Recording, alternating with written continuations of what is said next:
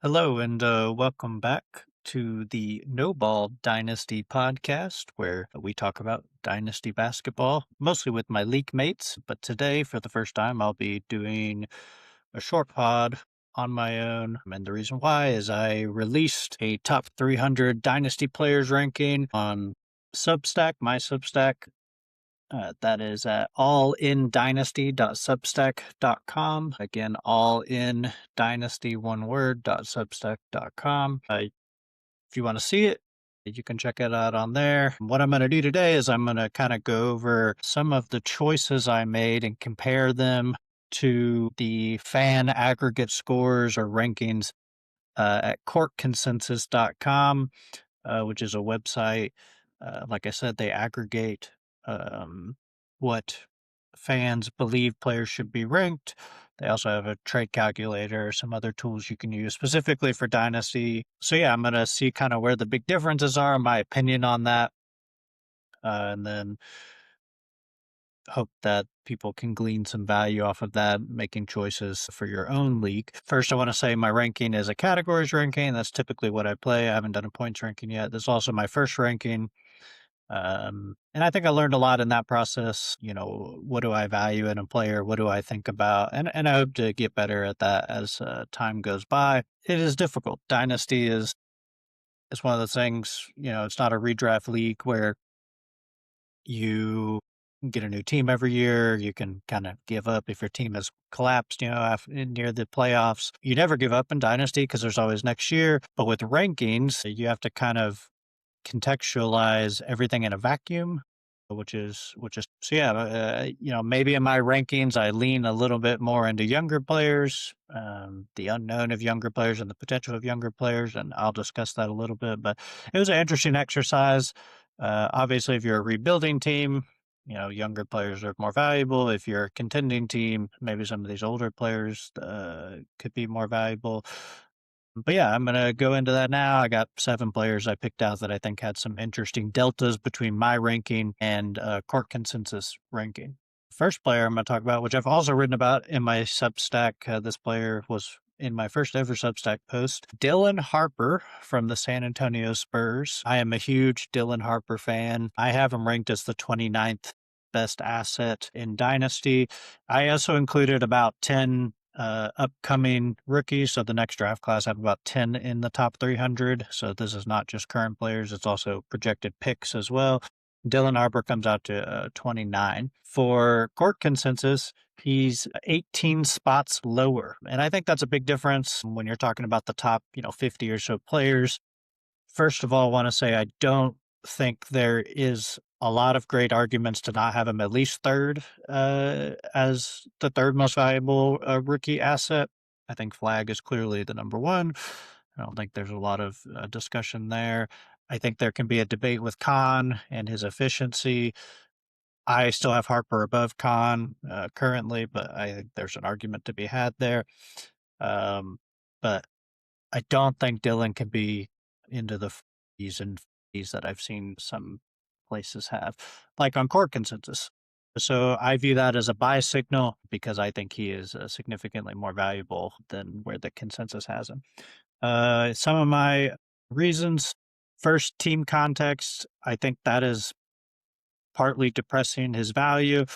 I think that because he's behind Fox and also Castle to some extent, that hurts his value to a lot of people watching, which I get. His current value is going to be lower because Fox is there and Castle is there. What I think is that as Fox leaves San Antonio in a couple of years and as Harper ascends into that position, I think that they won't affect value a ton except for immediately. They're on very different timelines age-wise. So as Fox is aging out, either gets traded or leaves in free agency or whatever it happens to be, Harper will be getting into his early peak, and I think it'll be a very clear transition. So I'm not super worried about that personally. It is a longer time horizon than maybe some other rookies like Khan or VJ or Flag or Queen. Some of these guys are playing a lot more, but I think Harper's going to show his quality, and they're not going to be able to keep him off the court, and it'll be a clear 3-man guard rotation in San Antonio. obviously some other guys as well to play the wing position. But and I think that Harper is a better asset than Stephon Castle. I think he has significantly higher potential. So I expect when Castle and Harper are sharing a backcourt, Harper will be the lead guard, will get the majority of the reps. That's not saying Castle's a bad asset. I have him in the top 70, but I think Harper will clearly be the number one guy once Fox leaves. He is a walking paint touch. He can get basically wherever he wants on the floor, which is a huge asset. He has incredible finishing at the rim. I think he's going to be a highly efficient guard. Obviously, the shooting is, swing skill like it is with Castle and many of these other players. But I think Harper is worst case scenario. He's a slasher. Creates for himself going downhill. Creates for others by breaking the defense down. Gets a couple steals. So I expect his fantasy profile, especially when the minutes increase, to be huge. I think he'll clearly be the second best rookie in this class. Like I said, I think there's a debate with Khan, which is fine. But I would personally take Harper. So if you see this as a buy opportunity, I would strike now. Every year, it's going to be a worse buying opportunity because he's going to play more and more as time goes by. I think this is a clear where I view Harper as a significantly better asset than the consensus does, which is kind of the whole point of this pod is to see the delta there and my personal opinion. Or if you're the opposite opinion and you find someone like me that is a big Harper fan and you don't see it or you need something in the more immediate timeline, then it's a sell opportunity. So really however you're looking at your team. But yeah, super high ceiling is a buy low to me. Talked about the team context. I always like talking about Harper. I think if you're a tanking team, you should be trying to get him. A rebuilding team, if you don't want to call it tanking, you should be trying to get him. People I have around his range, I have Jalen Brunson, Trae Young, and LaMelo Ball, the three spots ahead of him. And then I have AJ DeBonsa, Josh Giddey, and Cat, the three spots behind him. So you can kind of see what I think of him as an asset. Like I said, there's draft prospects in here. That's why DeBonsa is one below him. All right. On to the next player, which is Cedric Coward. Cedric Coward's a really interesting one. I still think a lot of people are sleeping on him, and I think that's fair. Just from a story about how he came to be, played at Division III. I can't remember the name of the school, Division III. Willamette, I believe is how you pronounce it. His freshman year, then went to Eastern Washington, had 2 good years there, transferred to Washington State, played 6 games, got hurt, out for the year, but was good in those 6 games, and then was going to go to Duke, but he got enough draft promises that he did not, and has been playing well in Memphis, averaging 13.3, 6.2, 2.9 assists on 46, almost 47% from the field, 34% from 3, and 84.3% from the free throw line. About 1 stock a game. I think, well, first of all, I have Cedric Coward 20 spots higher than court consensus does. And again, I think that's partly a narrative thing. He just was not a big name coming out of college because he didn't play, played 6 games at even a small school. Unless you were a big Duke fan and maybe you looked him up when he announced he was coming to Duke, I think that may affect his view in the consensus of fans and people who play Dynasty. A couple of things I'll say why I have him a little bit higher. One is he's very young. I know I mentioned he played all these years in college. He's still 22 as of right now. About 20, just almost 22 and a half. Still pretty young. I know that's an older rookie, but a lot of guys who play that many years are coming out 24. Like Yaxel this year he'll be, I believe, almost 25 by the time he gets drafted. So he's about the same age as Donovan Clingan. He's just a couple months older than Donovan Clingan. I think that hopefully puts into perspective kind of his still potential development. Clingan played 2 years in college and was drafted the year before, but they are roughly the same age. And then my real reasonings outside of the age is Memphis is restructuring. We saw the trades they made. They did keep Ja, but Jaren Jackson Jr., of course, being gone, they're clearly trying to go younger. If you look at their wing depth, it is pretty scarce at the 2 and the 3, shooting guard, small forward, which Coward primarily plays. They don't have a lot there. I think that as he gets more reps, he's already been great. Started off the season really, really great, and has slowed down a little bit, rookie wall type stuff, and he hasn't played a full season in like 2 years. So I think that's expected. But as he gets those reps, because of his lack of experience at a high level, I expect him to continue to get better and be a clear top 100 guy in the future. So yeah, I think there's a couple factors depressing him. Like I said, narrative factor with his team not being, or I'm sorry, his college experience not being as notable as a lot of the other big prospects. So really, the draft junkies are the only people who kind of were aware of him as he was rising on draft boards. And then his early play has gone down a little bit, which I think is a little bit of what have you done for me lately. But I have him at 84. I think he's like I said, a clear top 100 guy. He's just outside the top 100 on court consensus. I think Memphis is going to prioritize him as a development guy. Um, I think more than like Walter Clayton. I think they're going to try to move off of Ja at some point, and Cedric Howard will be one of the focuses of the new age that they have there. So I think opportunity is great. I think the profile is great. Hits a lot of different statistical categories. Yeah, I I think he's being slept on a little bit, where he's being ignored, but I think he's definitely a buy opportunity. Guys I have around him, the three above him, I have Jalen Suggs, Dyson Daniels, Mikal Bridges. Three below, funnily enough, Klingon, CMB, who I'm actually going to talk about next, Colin Murray Boyles, and Michael Porter Jr. So yeah, that's where I am on those. On to CMB, who I just talked about. This one's a huge difference. I have him 53 spots higher. He's at 86 for me. He's 53 spots lower on court consensus. That one was interesting to me. I thought CMB was quite a darling, at least in fantasy circles. He's definitely an analytics darling. I expected him to be in the top 100, and he was clearly outside of it. Why do I think he's lower?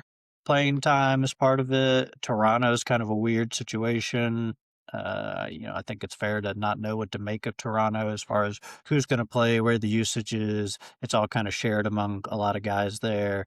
Can CMB shoot in the long term? And also, again, I don't know how much fanfare Toronto gets. I think that's a part of that as well. But like I said, huge analytics darling. His numbers are great. If you look at a lot of his advanced statistics, his true shooting percentage is great. He is a mostly around the rim guy. He's shown some development outside, but I am skeptical of that. But obviously, if that happens, we're jumping up even more. He gives you a little bit of everything from a fantasy perspective, really outside of like consistent 3-pointers. He gives you everything: steals, blocks, rebounds, field goal percentage. He's a relatively low turnover guy that can pass the ball for his position. Yeah, I think even if he never shoots, I feel very comfortable where he is. I'm basically projecting him as if he doesn't shoot, and I still have him significantly higher than anybody else, at least from a court consensus perspective. And I think as Toronto starts to coalesce around what they want that team to look like, because it is a little bit of an experiment of a bunch of 6'8", 6'9" guys who can dribble, pass, shoot. What do they want that to look like? I expect Colin Murray Boyles to come out of that as one of their main assets with Scotty Barnes and potentially Brandon Ingram and those guys. So I expect him to be part of that core as they move forward, and to continue to provide defensive stocks, numbers, and like I said, give you a little bit of everything. The other benefit too is because it gives you a little bit of everything, it's easier to fit him onto almost any team unless you're specifically designed around 3 points made or something like that, which is unusual, but there's people who build shooting teams. So yeah, I think his value is even higher because of that. Just gives you a wider opportunity to fit him in. All right. Well, those are all the rookies that I had. I have 4 veteran players who've been around slightly longer. Almost all of them are younger. One is an older player. But, I'll go over those.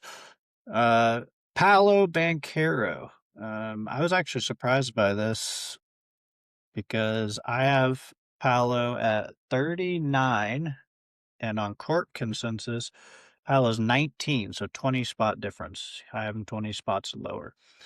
I feel like this is a little bit of a hype difference. Paolo is still a huge name. He was a huge player in high school. He was a huge player at Duke. He was the first overall pick. I think, especially from a categories perspective, he's not an incredible player. I don't think he gives you enough efficiency wise to justify paying a top 20 price for him. Because to me, that's saying, oh, I'll give, that's like Scotty Barnes, that's Amin Thompson, that's Halliburton, Tatum, Mobley, those types of guys, who all I think have much clearer pathways to fantasy success than Paolo does. Points, rebounds, assists are all solid. Efficiency numbers are not. Doesn't do anything really defensively. Turns the ball over a lot. I think he can really, he's average at best at efficiency, and the turnovers I think actively harm you. So really, just the counting stats are I think what people are looking at. Obviously, I think there's a development opportunity there. He's 23.3 years old. I expect him to get better, but I think his physical profile is limiting on how much better he can get, especially on the defensive end. I don't expect that to get really any better. Uh, his physicality is mostly what his profile is. Pushing people around, hoping you can get to the basket by being physical with those people. That's mostly his approach. He takes a lot of terrible mid-range shots. That's a big part of his offense. If he could remove that, I would feel a lot better about him. He'd probably move up a little bit for me, but I still think his shot selection is a huge problem. I think, again, poor defensive numbers and poor efficiency really harm him from a fantasy perspective and harm him in real life. And I also think, what is this team? What is Orlando? Is this we all thought the Desmond Bain trade would be kind of their final form. Is that true? Is Paolo even a part of that? If he goes to a different team, does that make him, more valuable? Probably.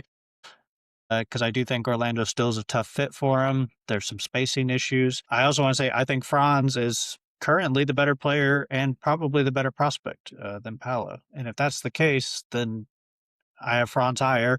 I expect him to be there and to continue to be the guy while Paolo still struggles with a lot of the shot selection, the defense, those types of things from just a purely basketball perspective. Those obviously show up in fantasy as well. So yeah, I'm lower on Paolo. I would be selling him if I had him in a league based off that value. If I could get back a guy like, if I could get back, LaMelo Ball, Devin Booker, Austin Reeves, Avdia, Mitchell, I have all those guys in the 20s, even like Josh Giddey, Trey Murphy the third. Just I I think purely better players. If we're talking straight up, obviously everything's context dependent. If you're fully rebuilding, Palace probably fine to hold on to. But if you can get like a 2026 first and like a guy, then I probably would be doing that. So yeah, this is a sell signal to me. I would be looking for opportunities to move them if that context makes sense for your team and your league. But yeah, uh, also Bentley, my co-host on other shows, is a huge Paolo fan, so I apologize to him directly. Hopefully, he won't hear this. All right, now on to Pascal Siakam. So Pascal is 29 on court consensus, and he's 56 for me on my personal rankings. So I have him 27 spots lower. My issues are primarily he's 32 next year, so he's not young. He I have some issues with the Zubats fit with him. I don't think it'll be a huge issue, but I think there will be an issue. They'll have to change their style of play. Zubats is a pick and roll offensive player. Once Halliburton is back, I expect that to be seamless for them, but I do expect it to affect Pascal to some extent because he's a self creation guy and create for others, but self creation. He likes a lot of the spots he likes to get to, or where Zubats likes to be. So I do expect that to affect him in the near future, um, at least statistically. I expect them to kind of figure that out, but I do think it'll depress his numbers a slight amount.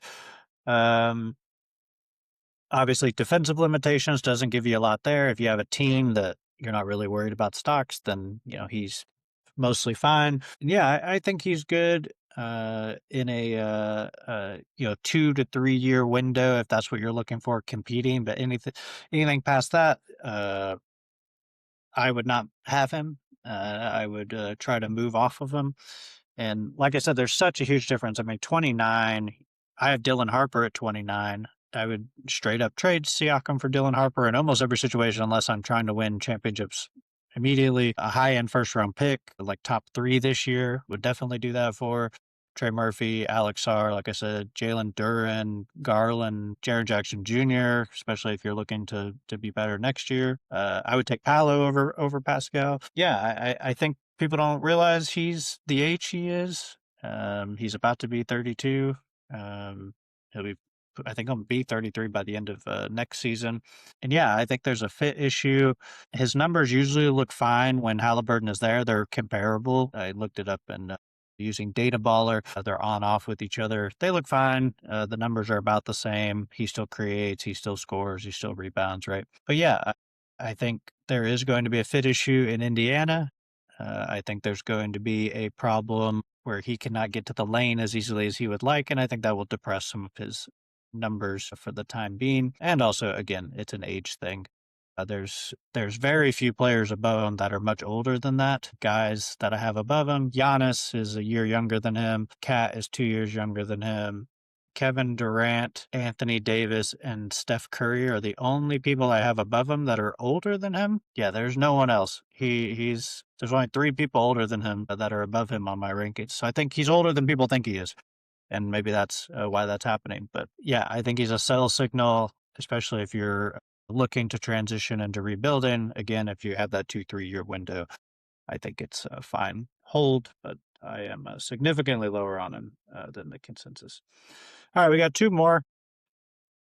Back to some younger players, 2 teammates actually. The first we'll talk Walker Kessler. I think Walker Kessler is a little easy to figure out why some of this is why he's significantly lower.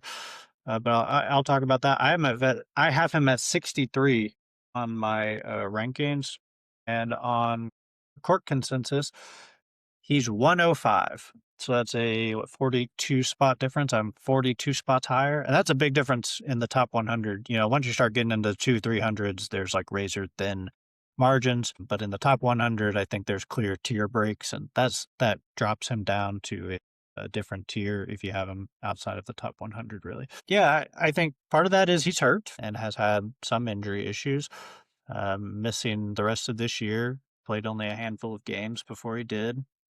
But I think it's missing out, first of all, on his profile already. Before we even talk about what he looks like in the future, if you look at what his profile is right now, he's in elite stocks player, steals and blocks.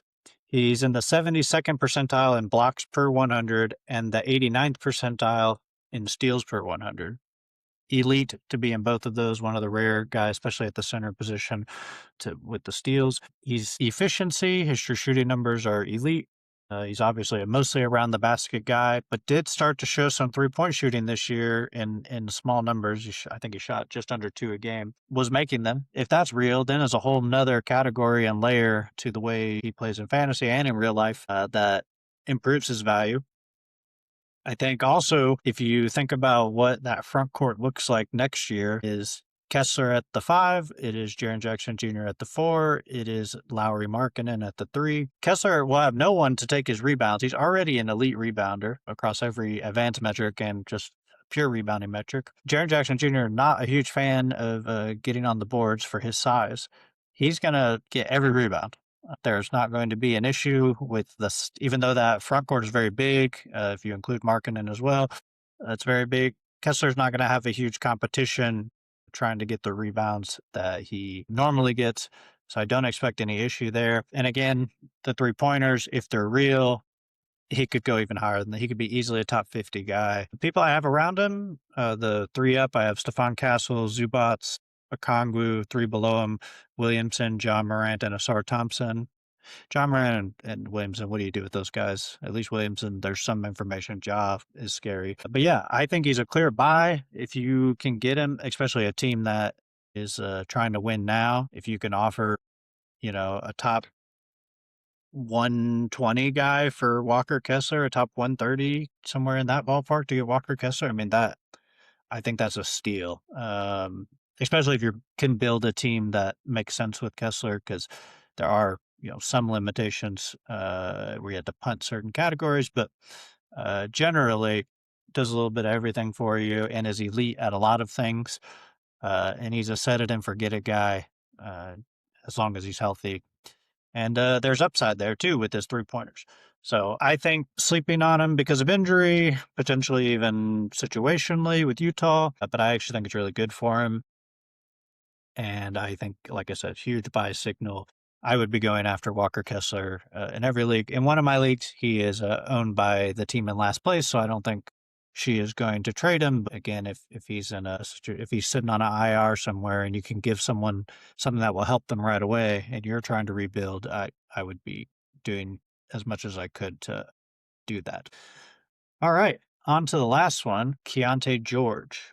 So this one was hard. I had an initial ranking that I made, and then I said I waited like a week or two before I published it, right? Like I moved people around. I thought about different things. And again, this is my first time doing it. So what was I thinking about was different every single time, different advanced stats, situation, how long have they been competing at this level? A lot of really interesting things I think come into my mind. But Keontae George was a tough one. I moved him up as time went by. I think I had him like in the 90s. I moved him all the way up to 2. That is 39 spots lower than court consensus has him. So that would be 33 for Keontae on court consensus. This one was tough. Like I said, I moved him up. I even thought I was a little high on him, maybe. Um, and the reason why is mostly I want to see more of what he's been doing as an offensive hub. I'd like to just see it go a little longer. The one thing I will say, and one of the reasons I moved him up was because of Utah, the trades they made, moving Walter Clayton Jr. Really, it shows Keontae George and Collier are the guys they want running their backcourt in the near future. So I think there was a lot of trust put into him. So I moved him up because of that. I think they believe that the leap looks legitimate, right? This big leap he's had this year. I think, like I said, if he can continue to be an offensive hub, he'll keep moving up. I think this could be one of those situations where I'm too low on him and maybe I'm being too conservative with my ranking at 72, significantly lower. But it's just a concern that the pedigree of efficiency wasn't there in college and in the first 2 years. If I can see it for the rest of the time this year and into next year, I mean, he has a upward arrow, right? And I think that's obvious to a lot of people, which is why he is rated at 33 for court consensus. Yeah, so like I said, mostly want to see it for longer. Also would like to see some defensive statistics. He's a bad defender, but for fantasy purposes, would like to see some defensive statistics. And production and turnovers. I think if he can reduce his turnovers, especially his assist to turnover ratio, even if that just gets better, and can jump up in steals. I don't expect the blocks to go up, but jump up a little bit in steals. From a fantasy perspective, I think he'll end up being a top 50, top 40 guy, especially if those happen, and could push higher. I just would like to see it slightly longer. That's basically my argument here. I'm being conservative. I think if you have him, I would hold him. Clearly, there's a huge difference between what I think and what fans think. I think unless you got a huge like top 25 asset for him, I'd probably hold him. I do not have him in any leagues, but clearly there's a huge difference in kind of how I view him and how people view them. And a lot of that is, what have you done for me lately, which he's been very good lately, especially offensively. So do that with your real. If you believe it, hold it. If you don't believe it, move it. Get your top 30, top 25 asset, and yeah, feel great about it. I think he's one of the more interesting development profiles I've seen in a while, especially the spike that he's had this year, this third year leap. So he's someone I'm going to keep an eye on. I wouldn't be shocked if he moves up for me. So yeah, that's all I have. Just a couple, mostly stuck to my top 100 here. There's probably people in my top 2 or 300 that have huge differences between myself and the consensus. I want to first thank everybody for listening. I also want to thank everybody for using these aggregator tools. Allows me to kind of think about where I'm different and again where those deltas are on ranking and value if it's a buy or a sell or a hold, or where are the picks in comparison to the players. I think all that's really interesting. So I really appreciate the community ranking and allowing me to compare my own ranking to theirs. Yeah, I would say check out courtconsensus.com. It's really interesting. You can vote on there to help aggregate and move people up and down. There's also a trade calculator based off kind of how people think about players, which I know in Dynasty is always tough to kind of figure out value. And yeah, again, if you want to, check out the Substack at allindynasty.substack.com. Also, check out the next pod. The next one that we'll do a Q&A based off the Dynasty basketball subreddit. Recording that later today. And I hope to see more of y'all in the future. And I appreciate you listening. Have a good one.